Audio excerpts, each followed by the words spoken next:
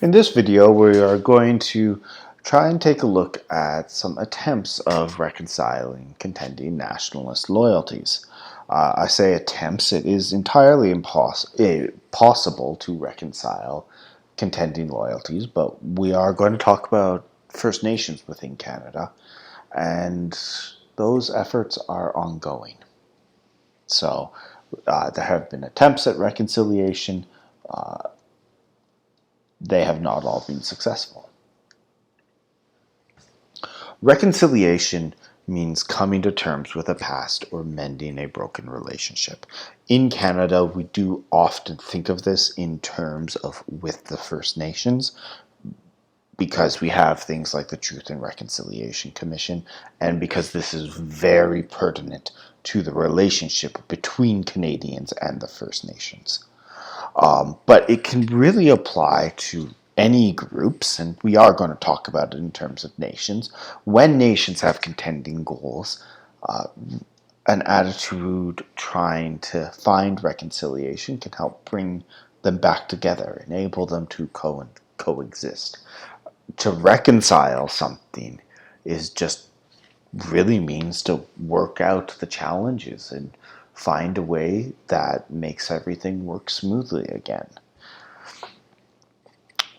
When you don't reconcile, though, that leads to stress in some form. If you can't reconcile two parts of your philosophy, it leads to cognitive dissonance. Well, when nations can't reconcile with each other, it leads to political struggles and potentially even war. So the Canadian government, throughout its long and often troubled history, has had contending goals with the First Nations. There have been disputes about culture, about governance, about religion and place, and particularly about land, which is what we are going to focus on right now. So one event that we are going to look at is the dispute between the Kanehasata Kironan and Oka in Quebec. In 1990, there was a dispute arose over land usage because a golf course that was part of Oka wanted to expand into an area that they hadn't been in before, but the Mohawk Nation nearby considered that land to be sacred, it wasn't part of the reservation directly, if I recall correctly. I could actually be wrong about that, but it had been bought by the golf course, and they looked to expand into it, and the nation took offense to it because that was sacred land. They did not want a golf course on their sacred land because they have a spiritual connection to that place. And the way that they tried to resolve this was through a blockade. They blockaded the town, and they refused to stand down from their blockade as long as this construction was still planned and their concerns were not addressed. And the provincial government of Quebec refused to talk to them while the blockade was up. And neither side was willing to back down on that, so for 4 months, the blockade stood. Eventually, what ended up happening was the Canadian military was called in by the province. The province asked for the federal government to send in troops, and they cut off communication for the protesters, surrounded and arrested them. Many of the protesters faced criminal charges, but in the vast majority of cases, when they went to trial, they were found not guilty.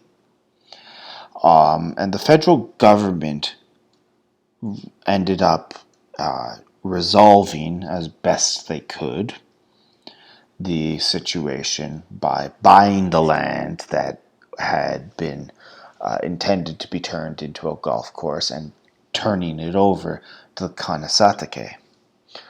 But today, both because of the blockade and because of the use of the military and the refusal to negotiate, there's a lot of bitterness around the Kanesatake siege or the Oka crisis, depending who you are talking to. What this did lead into was the creation of the Royal Commissions on Aboriginal Peoples. In 1991, Prime Minister Brian Mulroney set up this commission with a combination of Aboriginal and non-Aboriginal people to try and answer the question of what are the foundations to a fair and honorable relationship between the Aboriginal and non-Aboriginal people of Canada. And I am using Aboriginal right now because one of the things that came out of this was the very idea, at least in the Canadian mainstream, of First Nations. The Commission urged Canadians to view First Nations, Inuit and Métis, as actual nations with a right to govern themselves and a partnership in Canada. That they are not just another part of Canada, another place. They are an actual nation within the nation and should be regarded as such, or even a nation separate from the Canadian nation.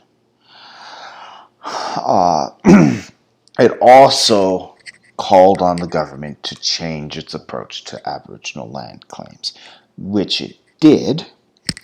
It found that land claims were the source of the most intense conflict between the Aboriginal and non-Aboriginal people within Canada, which, looking at what happened during the Oka crisis, a lot of people would probably agree with you on that one.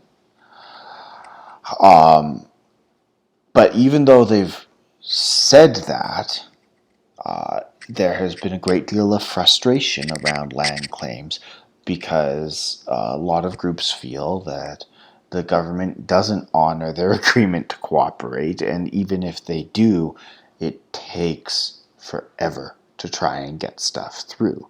That the amount of time that the government takes to resolve these land claims is not reasonable.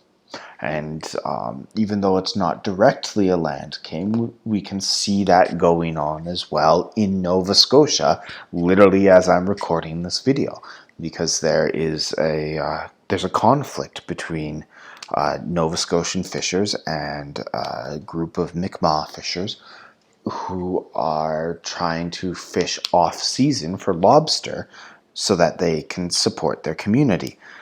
But because it's off-season, there are non-Aboriginal fishers who see that as they're stealing the food that we would normally take to live off of. The reason why this has come to a head, though, is because 20 years ago, it was ruled that the Mi'kmaq have this right to be able to fish during the off-season.